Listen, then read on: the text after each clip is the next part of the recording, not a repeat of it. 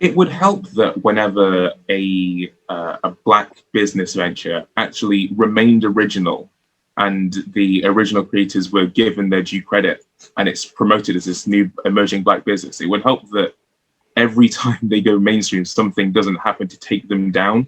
Like, I'm thinking in terms of the Olympics this year, Soul Cap, the creators of a swimming cap that is designed for black women's hair. So it protects black women's hair and works naturally more in favor of black people, was banned from the Olympic Games, was banned from international swimming races because this is a quote, it doesn't fit the natural form of the head. And that black business, which has been used by champion black swimmers, no longer used because not because it's a business for black people, but because even though it tries to accommodate black people and be more inclusive, it's still not normal enough to actually warrant a mainstream use. Yeah. And I think that, I know, okay, whenever I'm like talking, I say like, and we can't do anything about it a lot, but that is just because sometimes I just get so hopeless about it. But the thing is, as a community, we can do something. And what we do need to start doing is we need to like start banning these, pretty much boycotting these brands that are stealing ideas from small black owned businesses and making it their own. And we need to generally just start shopping with small businesses. One, it's going to be quality product, right? Because they aren't bothered about money. They're more concerned with bringing you good product. And two, you're going to be helping someone actually make sure their brand doesn't get stolen or shut down. So we generally just need, as a community, to start shopping and supporting small businesses. And again, I feel like that's another one of those things that was just a trend, because I know last year everyone was opening small businesses, everyone was shopping from small businesses, but that's kind of died down as well now. It's like when these things are in vogue, when people are like, yeah, let's be socially conscious, let's work with small businesses, let's do everything we can to accommodate these people, it ends up being a trend that lasts about 2 months. Like, realistically, if you're looking at the people who posted black squares, who within that 2-week gap would promote black businesses, they would do these things. They would say, hey, look at me, I'm not racist. And they would do all of these things. And then when push comes to shove, like a few months down the line, they don't have that attitude because it's just not cool anymore. Thing is, if you want to make true and real change and impactful change, you need to be consistent. You can't just come in, say you support Black lives and you support Black rights, and you acknowledge that racism, it does affect us very negatively and all this stuff. You can't just believe that for 2 weeks and then just drop it because, you said, it's not a trend anymore. It's not popular. It's not going to get you views. It's not going to get you likes. It's not going to get you anything like that anymore. You can't, like, our lives and our rights aren't a trend.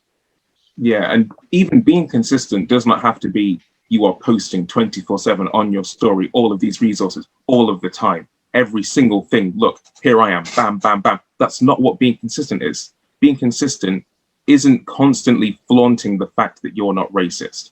Consistency comes in when you take the opportunity to learn, you go out and you do your own reading, you do your own research. If you want to talk to your Black friends, absolutely go to them, have that conversation. But at the end of the day, they are not obligated to disclose all that information. It can be tiring talking about race for some Black people. I know, like, I'm all right with it. I know that for a lot of people, it can be extremely exhausting.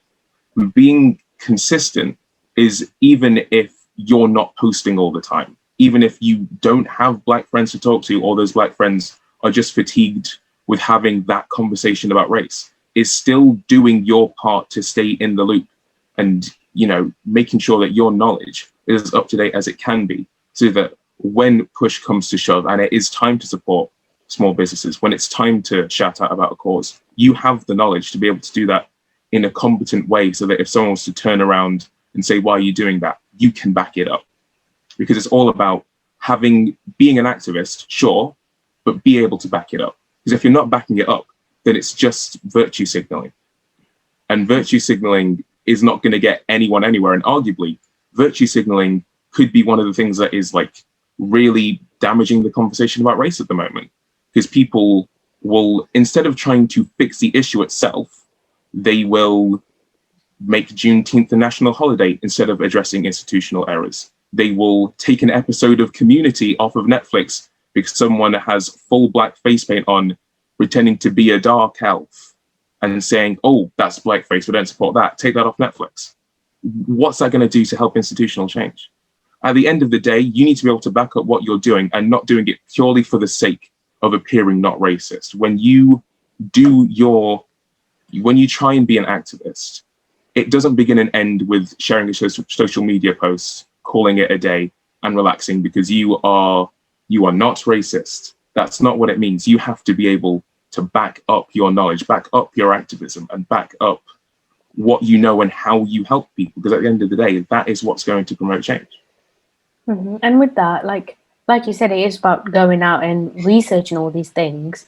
And I'm not on TikTok anymore, but when I was, I know for a fact there are so many accounts and so many people out there who that's kind of what they do on TikTok. They have these accounts where you can ask questions, like somewhere, like obviously on about black people, and you can ask them questions and they answer them and they're happy to answer them. And you can ask them, like you can ask them on Instagram if you don't want to like post it out to everyone.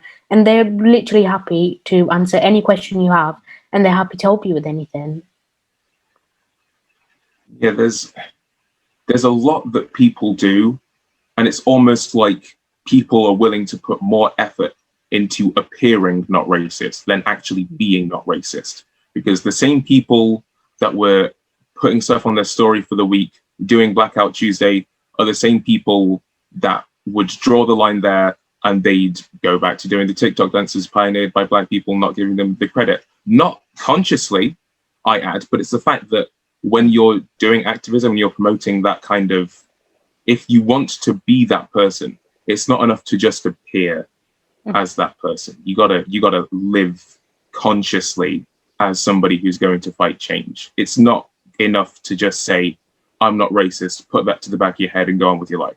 You have to make sure that every single day you are making sure that you're taking the right steps you need to do. Because like being an activist doesn't begin and end with a social media post. Mm-hmm. And obviously, like, it's not a secret. Your actions do speak louder than your words. So sitting there just saying, I'm not racist, and I support black people doesn't really show anything. You need to do it. You need to show that you support black people and that you're not racist.